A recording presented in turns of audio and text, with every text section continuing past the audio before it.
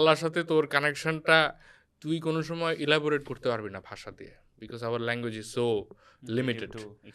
And আল্লাহর ঘর যখন তুই প্রথমবার তাওয়াফ করবি, প্রথমবার দেখবি, মানে জাস্ট আনইম্যাজিনেবল। এটাই, আর কিছু বলার মতো নাই।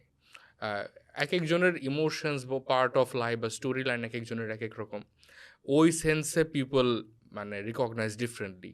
তোর লাইফে যদি খুব হার্ডশিপ থাকে, তুই আল্লাহর ঘর দেখে the first thing that you may remember is Allah's help.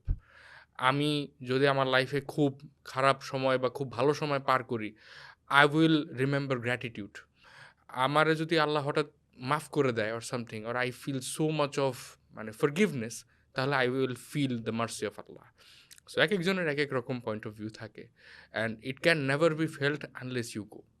So যারা যারা এই পডকাস্ট দেখবে বা আমার কথা শুনবে, আমার কথায় এখানে তাল দেন না যে ওয়াও কাবা শরীফ দেখলে এরকম লাগে। The first advice is go to Umrah, go to Kaaba, see yourself যে কেমন লাগে। You will thank me for this, that's it.